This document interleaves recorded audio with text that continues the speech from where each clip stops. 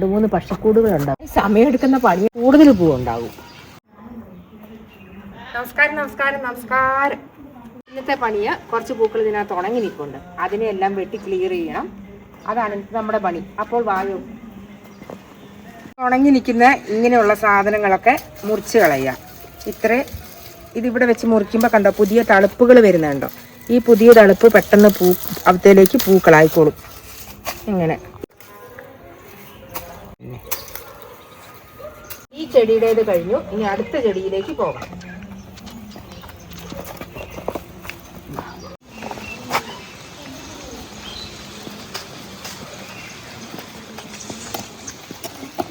പൂക്കൾ കുറേ ഉണ്ട് ഇങ്ങനെ കുറച്ച് കളയേണ്ടത്. ഇതെല്ലാം കട്ട് ചെയ്ത് കളയാം. ഇത് നന്നായി സമയമെടുക്കുന്ന പണിയാണ്. കാരണം ഈ പൂക്കളെല്ലാം കട്ട് ചെയ്യണം. പഴയ പൂക്കളെല്ലാം കട്ട് ചെയ്യണം. അത് നല്ല സമയമെടുക്കുന്ന പണിയാണ്. ഉണ്ടോ ഇങ്ങനെ കഴിഞ്ഞ പ്രാവശ്യം കട്ട് ചെയ്ത് വിട്ടതാണിത്. അപ്പോൾ അവിടുന്ന് കണ്ടോ നല്ലൊരു തളുപ്പ് വന്നിട്ട് അകത്തേലേക്ക് പൂക്കൾ വരുന്നു, മുട്ടുകൾ വരുന്നത്. അങ്ങനെ ചെയ്താൽ കൂടുതൽ പൂവുണ്ടാകും. പറിച്ച് കളഞ്ഞില്ലെങ്കിൽ ഇതങ്ങനെ വിട്ടുപോകില്ല. ഇങ്ങനെ ഉണങ്ങി അവിടെ നിൽക്കും. ഇങ്ങനെ വാടി തുടങ്ങിയ പൂക്കളെല്ലാം ഇങ്ങനെ പറിച്ച് കട്ട് ചെയ്ത് കളയാം. അപ്പോൾ അവിടെ നിന്ന് നല്ല തളുപ്പ് വന്ന് കരുത്തോടെ പൂ വരും. എനിക്കാണെങ്കിൽ ശരിക്കും എത്തുന്നും കൂടിയില്ല.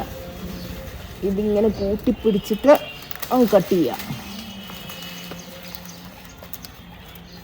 അങ്ങനെ ഓരോ ചെടിയുടെ ചുവട്ടിലും പൂക്കളിങ്ങനെ മോശം പൂക്കളുണ്ടാകും. കട്ട് ചെയ്ത് എടുത്തെടുത്ത് ഇതിലേക്ക് ഇങ്ങനെ ഇടുക. ഇതുണ്ട് ഇവിടെ വെച്ചിങ്ങനെ ഇത്രയും വെച്ച് ഞങ്ങൾ കട്ട് ചെയ്യും. കട്ട് ചെയ്തിട്ട് നല്ല തളുപ്പ്, മൊട്ട് കൂടിയ തളുപ്പ് വന്നോളൂ. അപ്പം നല്ല കരുത്തുള്ള പൂവായിരിക്കും അത്. അങ്ങനെയാണ് സാധാരണ ചെയ്യുക. ഇതങ്ങനെ കട്ട് ചെയ്ത് നിർത്തിയതാണ്. ഇതിൻ്റെ ഉണ്ടാവും നിറച്ച് മൊട്ടുകൾ വരുന്നത്. ഇത് കണ്ടോ എത്രയാ തളുപ്പേക്കടെ എല്ലാം മൊട്ടുകൾ വരുന്നത്. ഇങ്ങനെ നിറയും. അത് തന്നെയല്ല, ഇത് എന്നിട്ട് ചെടി അതേ ഷേപ്പിൽ ഇങ്ങനെ കുറ്റിയായിട്ട് നിൽക്കുകയും ചെയ്യും. അതാണ് ഈ കട്ടിങ് കൊണ്ടുള്ള ഒരു ഗുണം. അതാണ് ഇങ്ങനെ എല്ലാം മുറിച്ച് ക്ലിയറായേ. ഇതാ ഇവിടെ കുറച്ചും കൂടെ ഉണ്ട്. അത് കരിഞ്ഞ് കിട്ടണം.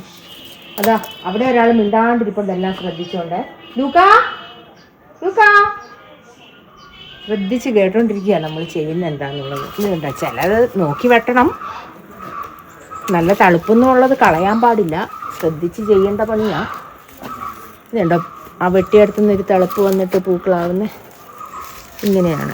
ഇതിൻ്റെ ഉള്ളിലൊക്കെ കരിഞ്ഞ ഇതുണ്ട്. അതിനെയൊക്കെ ഇങ്ങനെ വിട്ടുക. കുറച്ച് സമയവും എടുക്കണം. നോക്കി ചെയ്യണം. അല്ലെങ്കിൽ നല്ല തളുപ്പൊക്കെ അങ്ങ് വെട്ടിപ്പോകും.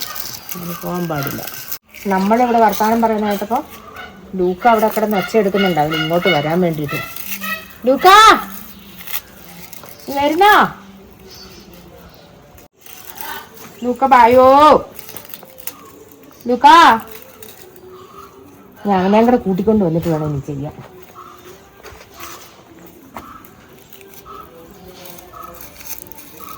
ഇങ്ങനെ വെട്ടിയെടുക്കാം. അതിനകത്ത് നല്ല പൂവുണ്ട്. അധികം വെട്ടത്തില്ല. ചില്ലി റെഡ് എന്നറിയപ്പെടുന്ന പൂവ് ബോഗൻവില്ലയാണ്. ഇതിൻ്റെ പൂവ് നല്ല തെളിഞ്ഞ് നിൽക്കുമ്പം മുട്ടക്കിഞ്ഞ് വിരിഞ്ഞ് വരുന്ന സമയത്ത് അതിൻ്റെ കളറ് ഭയങ്കരമാണ്. നല്ല ഭംഗിയുള്ളൊരു പൂവാണിത്. ഇങ്ങനെ എടുത്ത് കളയും. ഇവിടെയൊക്കെ ഇപ്പം മുറിച്ച് കളഞ്ഞിട്ട് വിരിഞ്ഞ് വരുന്ന ഭാഗമാണ് ഇതൊക്കെ. എല്ലാം ഒരുപോലെ ആയിരിക്കില്ല. ചില ശിഖരങ്ങളിൽ പിന്നെ മൂത്ത പൂക്കളായിരിക്കും ഉണ്ടാവുക. അപ്പോൾ അത് നോക്കിയിട്ട് നമ്മൾ വെട്ടിക്കളയും. ഇനി അടുത്തതിലേക്ക് പോകാം.